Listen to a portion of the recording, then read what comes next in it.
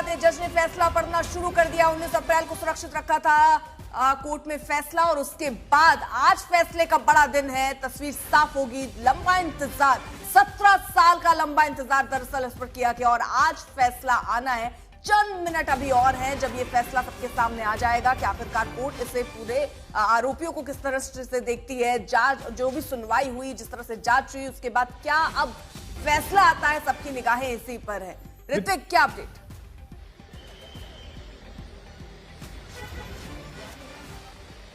जी बिल्कुल, देखिए जो चार्जेस फ्रेम हुए थे आरोपियों पर वो पढ़े जा रहे हैं, और अलग अलग एजेंसीज की तरफ से जो जांच सामने आई है, क्या उन्हें चैलेंज किया गया, किस तरह से चैलेंज किया गया, और उस चार्जेस में क्या कोई बदलाव आगे जाकर किए गए, ये देखा जा रहा है।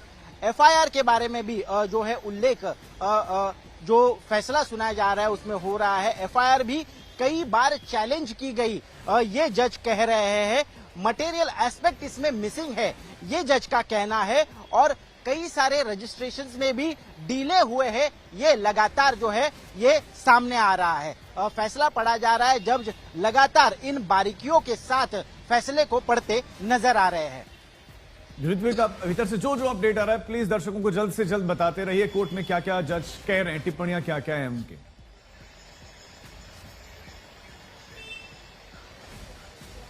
जी देखिए, जज लाहोटी आगे जाकर ये कह रहे हैं कि कुछ बार तो ये भी देखा गया कि कई बार जो चैलेंज हुआ था, जो चार्जेस फ्रेम हुए थे, वो कई बार रिजेक्ट किए गए और कई बार एक्सेप्ट किए गए कोर्ट की तरफ से। यानी इससे पहली बार जब जिस कोर्ट में इसकी सुनवाई हुई, कई सारी डिस्क्रिपेंसीज देखी गई इन्वेस्टिगेशन में, और उसी को लेकर जो है उंगलियां लगातार इस जांच पर उठाई जा रही थी। जज कहीं ना कहीं इस इन आरोपों को रीड आउट करते हुए उसे अंडरलाइन करने की कोशिश कर रहे हैं।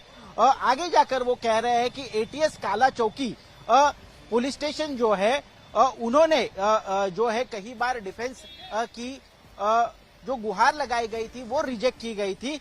जज अब यहां पर रुक गए हैं, आगे जाकर फैसला वो कंटिन्यू करेंगे, लेकिन बड़ी ही बारीकी से और बड़ी ही माइनर चीजें जो है वो फैसले में रीड आउट की जा रही है, ये नजर आ रहा है। बिल्कुल ऋत्विक, जरा दो चार चीजें हैं, क्योंकि ये जो पूरा मामला, लंबी सुनवाई, लंबी प्रक्रिया, 323 गवाहों ने दरअसल इसमें अपनी गवाह बने, वो अपनी बातें उन्होंने रखी कोर्ट के सामने, और कई उसमें करीब 30 के करीब ऐसे भी थे जो बाद में अपने बयानों को उन्होंने वापस भी ले लिया। फिलहाल आपको बता दें कि कोर्ट में इस पर फैसला आ रहा है। कोर्ट में सभी 7 आरोपी इस वक्त मौजूद हैं, और आपसे थोड़ी ही देर में वो घड़ी आ जाएगी जिसके लिए दरअसल 17 साल का लंबा इंतजार किया गया है। 6 लोग इस ब्लास्ट में मारे गए थे और 100 से ज्यादा लोग घायल थे। ऋतिक लगातार हमारे साथ, हमारे सहयोगी मौजूद हैं, अपडेट हम तक पहुंचा रहे हैं। ऋतिक, जैसे कोई फैसला आए तुरंत अपडेट दीजिएगा, और सबूतों पर कई, क्योंकि बहुत तरीके के सवाल हैं, जरा ये भी स्पष्ट कीजिएगा, जो बाइक मिली थी जिसमें ब्लास्ट हुआ था, क्या वो साध्वी प्रज्ञा के नाम से ही रजिस्टर्ड थी? क्या इस तरीके की दलीलें भी चली थी कोर्ट में?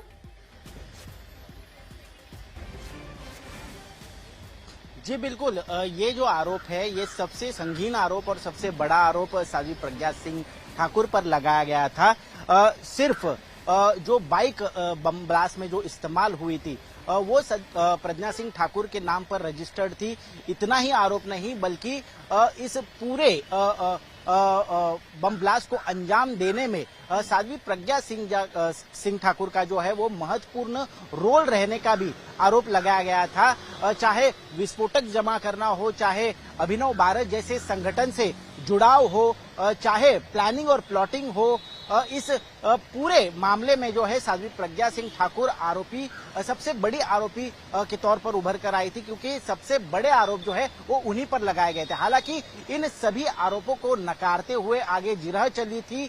कई सारे इन आरोपों को उनके वकील ने चैलेंज भी किया था। आखिरकार इन आरोपों की बिल्कुल ऋत्विक, वो तो ये भी कह रही थी कि एटीएस की हिरासत में उनको पता नहीं किया गया, लेकिन अभी इस समय भीतर से क्या अपडेट मिल रहा है?